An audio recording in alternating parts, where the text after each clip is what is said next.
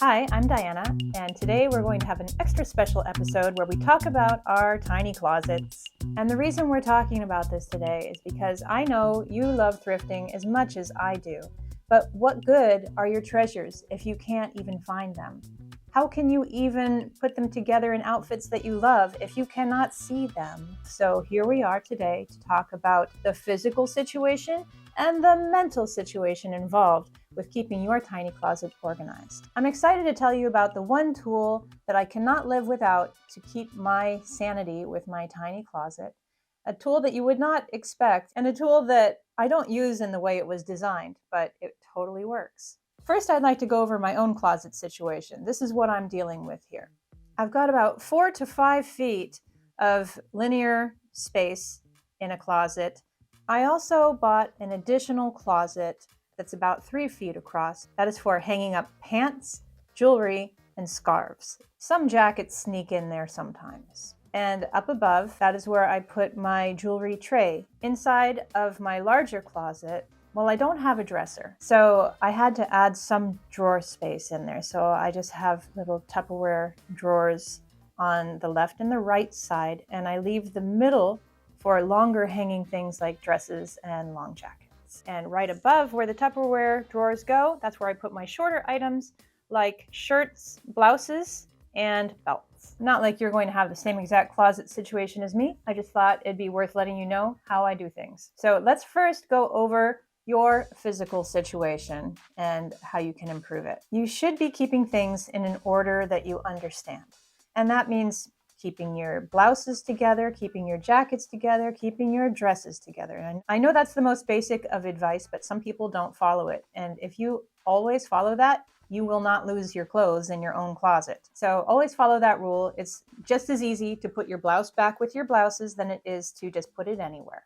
I also put each section in its own color orders. So my white and light colored blouses go first, then it turns to colored blouses, then it turns to black blouses. To save closet space, I like to hang all of my camisoles and tank tops on just a few hangers, and that saves a lot of space, and it also allows them to hang up so I can go through there and look for the one that I want. The thin velvet hanger. Who doesn't know this by now? I don't know. Maybe you don't. But these things are magical. They are space-saving. They are light. Your clothes don't slip off. They're wonderful. I always get thin black velvet hangers, and I do not allow any other kind of hanger in my closet. Okay, here's the special tool I was talking about. This is one of those hooks where you're supposed to hang your pants on it, and then you let them hang down like this. I actually don't use this like this. I use this as a closet spacer. Each section here has 2 little holes, and I put 1 hanger in each hole. And you really have to follow that in order for it to stay organized. It gives each item that you're hanging up a distinct amount of space. It gives it space around your clothes so you can really see what you have there. And it limits you to just these holes. You know, if you're being good about it. I'm not always good about it. I don't always follow my own advice. Sometimes 3 make it in there, hopefully not 4. But if 3 ever make it in there and I'm tempted to put 4, I start to come down with the hammer and say, no, you cannot do that, Diana.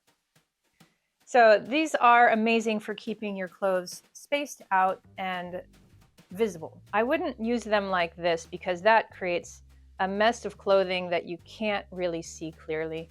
I suggest only using them as closet spacers. And why do I like this better than the donut-looking closet spacers? Because I like how this also keeps everything right here. So if I remove that middle section, I still have these blouses right where I want them, and they don't get pushed to any side. They stay right there. So my entire closet has these lined up right in a row. So you've got to use some self-control here, but this is the key item for me. 4 is just realizing where you can go minimal and where you need to go maximal. Going minimal, for me, the only place I can really do that is with jewelry. I try to narrow down my jewelry choices to items that I can wear most days. And that would be this sun pendant necklace. And I really like these octagon hoops. Both of these are for sale in my store. And there's a link down below if you'd like to check out what I am making and selling. I'm also making and selling this beautiful scarf. We'll talk more about this in a different video let's get back to closets. So one area I try to go minimal is on jewelry. I try to get pieces that I can wear with everything, and then I store them in a way that is very clear and there's not too many choices. One place that I cannot go minimal is with silk scarves. I'm kind of a silk scarf addict. I can't stop myself with scarves, nor do I stop myself with scarves, so I make sure that I can store them in a way that makes sense. And where I can go minimal is where I can save space and make some more space for scarves. So it's very important that you get specialty hangers for your specialty items. So with this jewelry hanger, I create a set of rules for myself, and that is that my bracelets go on the bottom hooks and my necklaces go on the top hooks. And when I take my jewelry off at night, it goes right back on here in my pants closet. Now, if I only had a few scarves, I would get a hanger such as this, which is also black thin velvet. And I would hang my 5 scarves. I can't even imagine what that's like. I would hang my 5 scarves on that. But I have a scarf habit, as you might know. So I actually have this hanger from IKEA that holds all of my scarves, all of them at the same time. And when I want to take a good look at it, I have to pull it out of my closet and take a good look at it. But that is definitely the smallest and easiest way for me to store my scarves and see them all. So specialty hangers for your specialty items. My belts, I just hang right over my closet hanging rod, and I hang them with the belt buckles facing forward so I can see exactly which belt I'm dealing with. Probably the most important closet item is actually a rule. You really should follow the 1 in, 1 out rule, which is don't put anything in if you're not taking something out. In fact, if you're overcrowded, you should institute a 1 in, 2 out rule, and then pretty soon you'll be able to get yourself under control. Personally, I strive for 1 in, 2 out because you know things get out of control when you're not thinking about it. Now let's talk about the mindset involved with having a tiny closet. One of the most important aspects of tiny closet mindset is that change is good. You really have to embrace the fact that change is good and that your style will change throughout your life. And would you want it any other way? Would you like to be stuck with one style for your entire life? Actually, I have one friend where the answer would be yes. But she is not a thrifting addict, nor is she into styling herself every day. She likes a uniform, and that's okay too. But for people like us who are into style and clothes and change, you have to realize that if you do not change and you do not rotate your wardrobe, you will not have new things. You will never have a new style. How would you like that? You would not like that. Be truthful. I would not like that. Style should change, not just with fads, but with who you are as a person. Think about yourself 20 years ago. You were a different person. Underneath it all, you were you, but you have changed so much. And imagine being limited to the choices you had 20 years ago and still wearing them today. So just think about 20 years from now. You'll be happy that you experimented and rotated and let things go so that you could have new looks and new experiences. So if you're having trouble letting go of certain items, you think, this is so special, I'll never find this again. And you know what? Maybe that's true. Maybe you won't find that item ever again. But what you need to have is this realization, is that that really great thing came from somewhere. And there are so many other really great things that are going to come from somewhere. You will never be without great things if you're looking for them.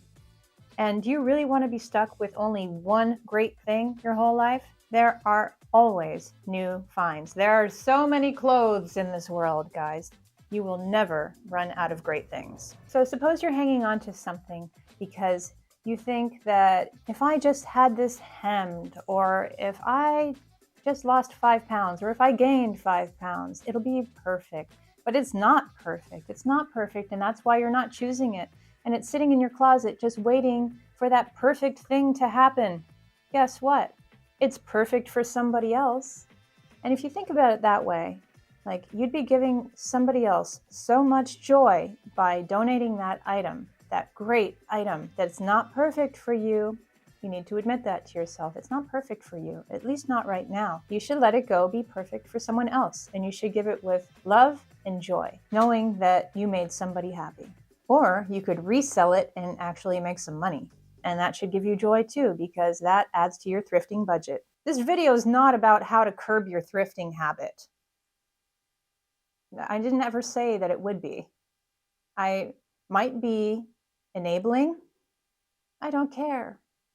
When you donate, when you make your donation bag of what you're getting rid of, get it out of your sight. Don't give yourself time to regret. Don't give yourself a moment to think about it. Sure, there are great items in there, but you put them in there for a reason. This is just like an ex-boyfriend. You put them in there for a reason. You need to let them be there. They don't need to come back. You don't need to revisit one last time before you say goodbye. Put it right in your trunk. Go put it out in your car and don't look at it. Now, if you really don't like this idea, leave it in your trunk for a week. And if you are just dying without your sequined jacket, then go get it. But chances are you won't be. But I recommend taking that donation bag the very same day and donating it. All right, you're not gonna like this advice, but don't go thrift shopping until you've worn the items you've already bought. You need to be wearing them. You need to try them out and figure out whether they're staying or going. You need to give them a full, solid try before you add any more. This is your mother talking. Your thrifting mother. Mother of thrift. Thrift mama. This is getting weird. If there are items in your closet that you are simply not choosing, suppose they are great items, and you really do want to keep them, but you're not choosing them. You're probably not choosing them for a reason. Maybe when you put them on, your skin looks a little dull, or it just doesn't look right, or you feel frumpy, but it's a good item. Oh, it's from Banana Republic. Oh, but it's Versace. Doesn't matter. If you put it on and you don't feel great, you're not choosing it for a reason. If you're not choosing it, I want you to put it in a certain place. And then I want you to take 1 week of your life where you attempt to wear all the items you are not choosing. And I think you'll very quickly find out why you're not choosing them, or that you should be choosing them and wearing them. Figure out whether it needs to stay or go.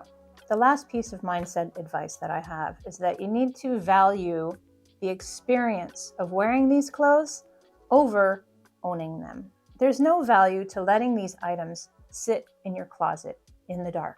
There's no experience being created there. Storing doesn't sound like a fun hobby. It's not really, if you think about it. Start to wear your clothes out in public. You will create memories, you will create emotions, and you'll be using these items in the way that they're designed to be used. There are so many clothes in this world, and you'll be able to wear more of them if you let go of more of them. Wearing is sharing, and sharing is caring. I shouldn't make things up on the fly like that. You know, the young people, they call it cringe. Who cares? Would you like to see my kittens really quick? One of them is named Jackalope Cookie Time, and the other one is named Sassafras Fluffy Pants. Bye-bye, foster kittens. I rotate through cats like I rotate through clothes in my closet. And if you would like to see me rotate clothes in and out of my closet, you could watch this video here or here, whatever side I decide to put it on. And I will see you soon.